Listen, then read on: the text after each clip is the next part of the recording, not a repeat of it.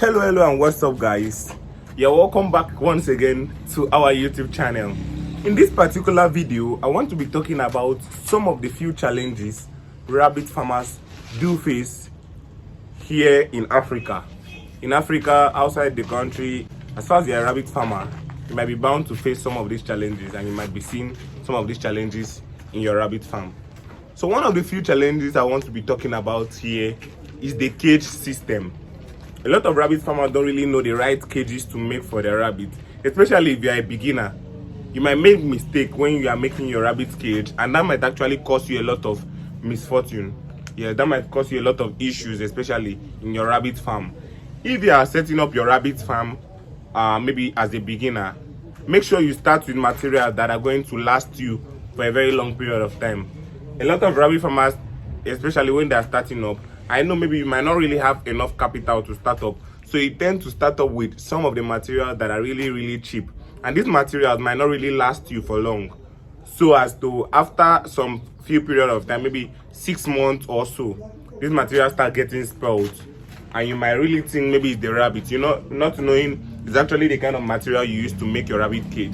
This particular cage we are using here, the materials we use to make it are very strong. So if you are able to set up your cage in a very strong way, like in a standard way, then you will not face challenges of these particular rabbit cages, whereby this our cage, we made it with hard hoods. As you can see, we made it with hard hoods. So for the rabbit to chew on this particular cage is always hard, although they will try to chew on it, but they cannot really chew inside of it, like they cannot chew it inner as they will chew the soft hood. So if you use the soft hood to make their cages, just know that your cage won't last for long, because they will tend to chew these particular cages and the hood will start reducing. And if this hood start reducing, it means your cage is not being strong again as it used to be as when you started. So you should make sure you make your rabbit cages with hard hoods, so that even if your rabbit are chewing on it, your rabbit won't be able to get to the cage very fast.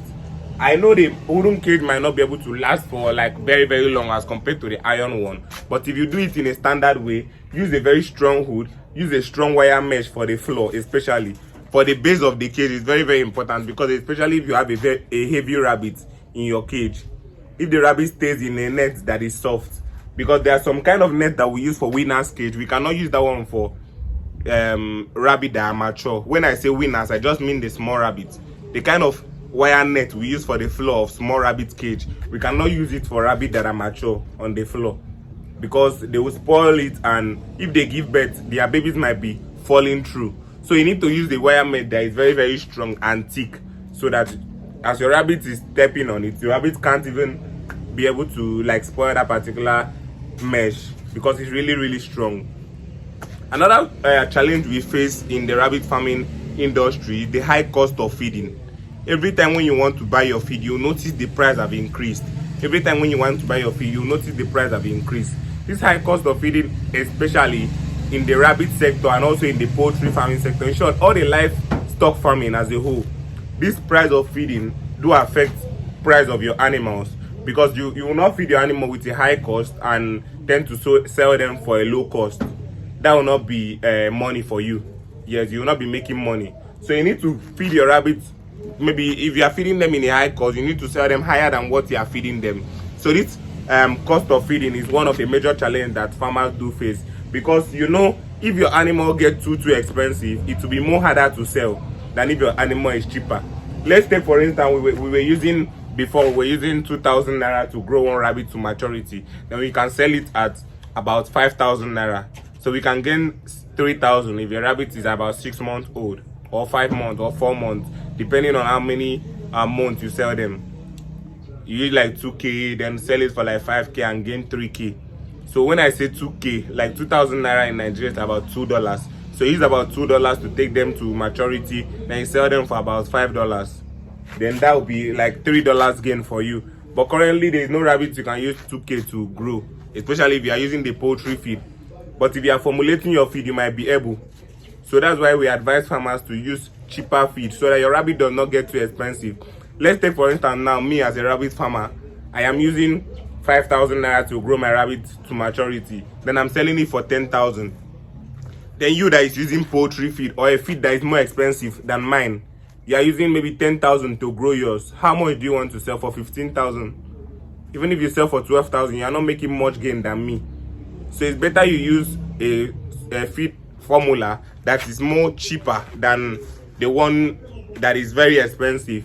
Then make sure you combine it with some little leaves so that it gives you good results, and also you make more profit than using just the poultry feed or more expensive feed. I know the more expensive feed might make your rabbits grow faster than we that are using the more cheaper ones, but at the end of the day it will make more gain than you that is using the more expensive one.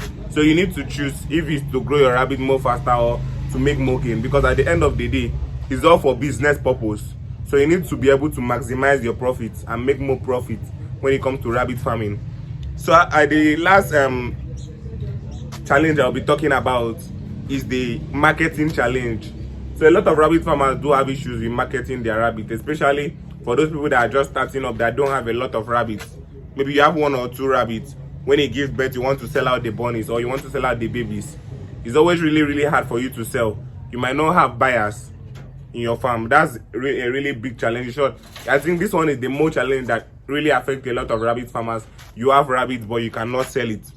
So some of the few advice I will give you is that make sure you set up your market very well. Like for me now, I have my market.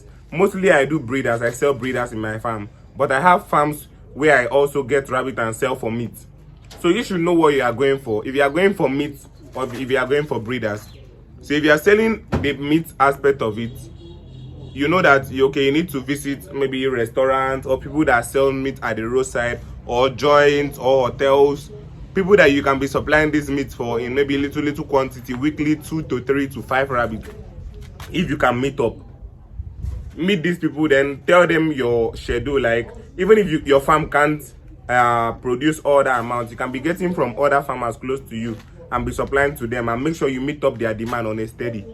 There are a lot of hotels or there are a lot of bars that might like to try out the rabbit meat, but maybe because you have not met them, a lot of bars around you, just go and meet them. If you know you can balance the market, not after 2 weeks or 3 weeks when they are bought like 5 a week, that's 20 rabbits in 1 month, you'll be out of stock. Make sure you have a way to make the business consistent. Consistency is one of the key when it comes to business. So make sure you are able to make the business consistent. If it is 3 you can supply a week, you make sure you supply 3 a week. Even if it is for 1 year, you can keep supplying 3 every week. Make sure you are, maybe if you are selling for maybe people around you, if people are around you alone are eating rabbit meat, trust me, you will even find it hard to meet up the demand, because surely if they want to cook soup, they will use meat. If they want to cook rice or stew, they will use meat. So talk to them about the rabbit meat. Make sure you get them to start using it. Sacrifice, give them 1 or 2 to taste and see how the meat is actually tasting. Give them 1 or 2 to taste. Give them, maybe you can cut into 2 and give to 2 different people. See how it goes. If they like it, they will come back to you and start buying. But do this only when you know that you can meet up the demand. If you have 20 rabbits, I'm not really sure you can meet up that demand, because when the demand start coming, to grow a rabbit to maturity might really take you a lot of time, unless you have other people you'll be getting from and selling to them. Then that would be nice. And also note, your rabbit for meat should be way cheaper than rabbit for breeders, because we are trying to make more people start to eat the meat. So the meat shouldn't be that very expensive. If it is expensive, people prefer the chicken meat more than it. Although the health benefit of the rabbit meat is nothing to compare with the chicken meat, but people prefer quantity over quality, as you know, in Africa. So you need to be able to reduce the cost, so that if they compare it, it will be almost similar. Then they'll get to want to try the rabbit meat and see how it tastes. But if you are going for breeders, then you should know where and where to advertise your stock. Like for me now, I sell mostly breeders in my farm. I don't have an issue with the sales, although I also sell meat. So a lot of people do call me, I want to buy rabbit breeders, very good breeding stock. I can supply them to your farm, especially if you are just starting up. I can supply good breeding stock to your farm that will grow very fast at the right pace. So if you are someone that wants to sell breeders, you can maybe go to Facebook. There are a lot of rabbit farmers in Facebook that also need rabbits. Go to Facebook, advertise online. There are a lot of online platforms: Facebook, Instagram, Twitter, WhatsApp groups too. You can also advertise your rabbit for people that are intending to start. These are for people that want to sell breeders. And when you are selling breeding stock, note you should be able to keep right record, so you don't get to give people what are going to cause them issues. Stuff like inbreeding, you should be able to keep records so you avoid inbreeding and all of those kind of things in your farm. So if you are keeping for breeders, make sure you keep good breeds that people like. Breeds like New Zealand, maybe the checkered, maybe the chinchillas, that people do buy very often, so that it's easier for you to sell than for someone who is just having any kind of local breed in the farm. Then they still want to be selling breeding stock. You get to buy from them and your rabbit are growing very slowly. If it's local rabbits you are keeping, then you should be selling for meat. But if you have good hybrid rabbit that grow very fast, then you can be selling rabbits for breeding stock. So know the one you want, and these are the few challenges we face, especially this feed cost and also this rabbit marketing. Make sure you set up your cage in a very right way. Know the feed formulation to use in your farm. Know your target market is very, very important, especially if you are going in for business.